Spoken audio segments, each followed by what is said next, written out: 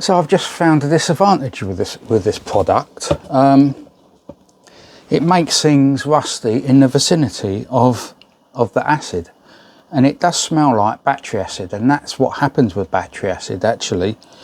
Now I put this in here last night because it wasn't deep enough to get up to this flange here, and this was all bright metal. There was no rust at all. So before I left the garage, I put oil all over here, quite a bit of oil over there, thinking it would protect it, and it hasn't protected it. So it's not a big deal. I could probably put a wire brush over here and up here, and it would take it off because it's just very light rust. So yeah, that's one disadvantage. You need to buy a lot of this if you've got a bigger component, which gets very expensive actually. But for small components that you can immerse in this, it's really good. It's good for that. So that's come up quite nice with this wire brush, and I use that wire brush on the electric drill for little bits of it.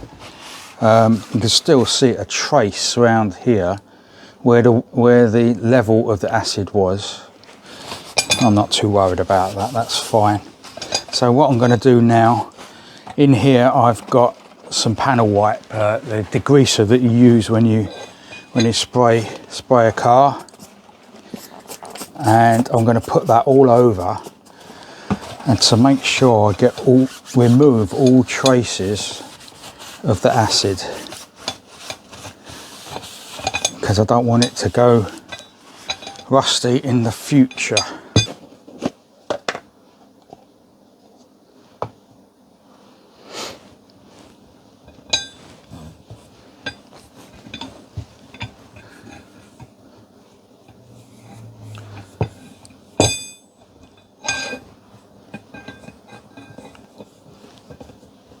So that's all the parts reconditioned now, and it's ready to go back together. I just gave this a rub over with some Scotch Brite just to get rid of some little bits of faint rust on there, because it's been some time since I finished painting them. But the paint's come up really nice, and so now I need to get it back together. Now I have had trouble getting these back together before when this has been bolted to the bench. And this is already in here. It's a job to locate. It's a job to locate this in here, wherever this goes. Very difficult to do, but it might be easier if I turn it upside down. And I've never assembled one like that before, so I'm going to give that a go. So the first problem I got is how do these go? I can't remember how they bolt. This bolts underneath somehow. All right, so I've worked it out that obviously when you pull this lever, this is underneath the screw, so this has to go down. So that slot has got to be on this side, so when you pull the lever it goes down. So then that must go round like that. So that slides in, and that's the problem you have when it's bolted to the bench. So when you pull the lever, it makes this go down.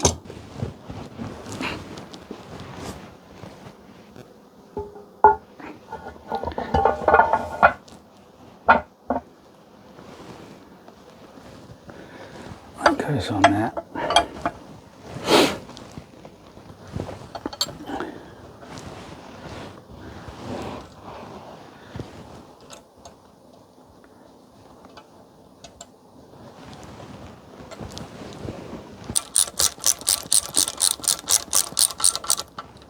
Just loosen this a bit.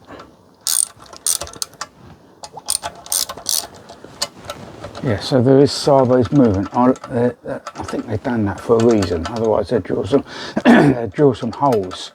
So I'll leave it like that for now. And then I'll put this in and see which is the best position for it. I think it's best if I unwind this like that. So now I've got to turn this round that way. Yeah, so that gives enough tension.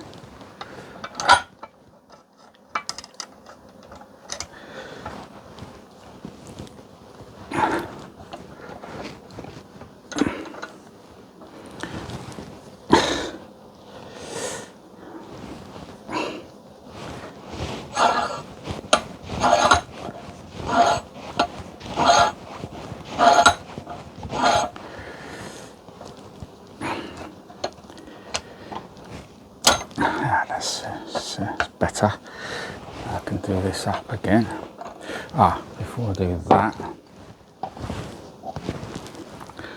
put some grease in there.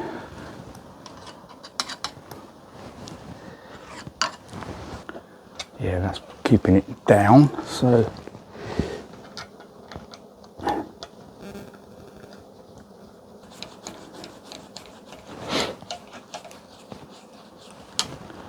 no movement in this because it's got countersink screws. It's not meant to move.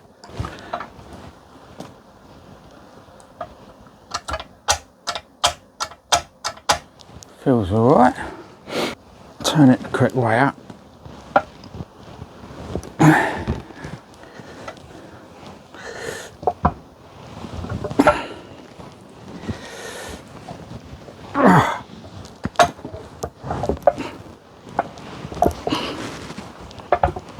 Let's see if it works. Lovely. Yeah.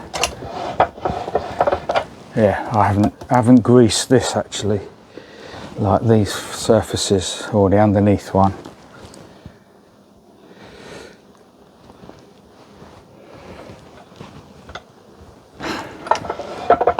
Oh, a little bit of lubrication works wonders. Lovely. That's it. Right, that's good. Let's do it up.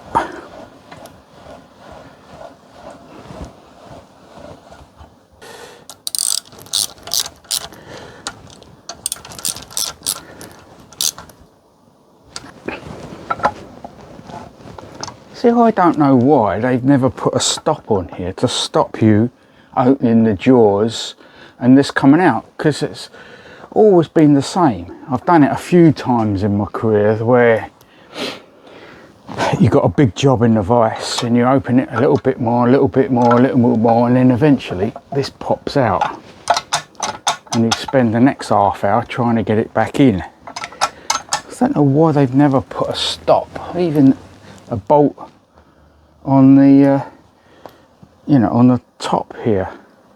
There's nothing to stop you putting a cap head in there, is there really? But anyway, you could just put a screw in here. That'll stop it coming out anymore. Right, they're all cut to size. They protrude 1/2 inch above here.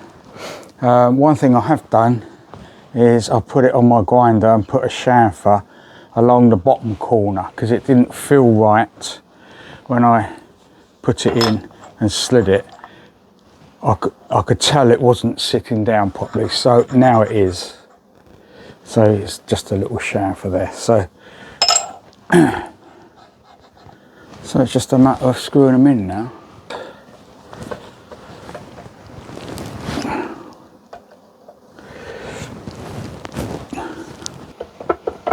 Make sure it actually clamps. Yeah. It always amazes me that how tight you can get these vices.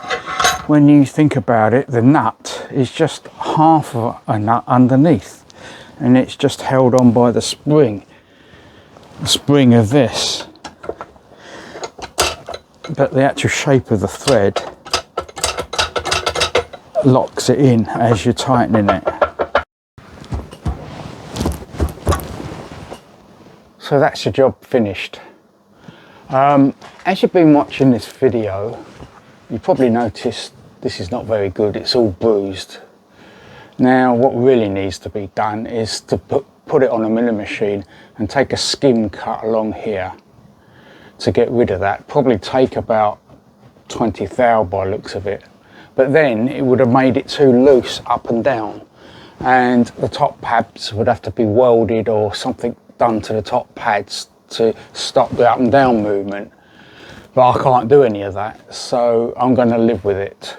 And it works all right, doesn't stop it working, just looks a bit ugly, that's all it is. So before I finish, I'm going to put a link in the description to the jaws, to the paint, and if I can find what the screws are, I will put what the screws are. So the only thing left to do really is to decide whether I'm going to keep this vise or sell the vise. I don't really want to sell it, but you know, my vise is a number 23, this is a number 25. Now I've got on with that vise for years and years and years. There's really no reason to replace it, but I could replace it with this one and then do that one up. I've got to decide that. So that's the end of this video. Thank you for watching, and don't forget to keep clicking the like button, and more importantly, click the subscribe button if you haven't subscribed, because it helps my channel a lot. I haven't been on my channel for a long time, so I don't know how many subscribers I've got at this point in time. But the more the better really. And then my videos are seen by more and more people, and it makes the channel get bigger and bigger. So yeah, that's the aim, although, you know, my channel's never going to be big like some of them are. So anyway, thank you for watching, and hope to see you next time. What else? I haven't got soft jaws for these. I'll soon get them.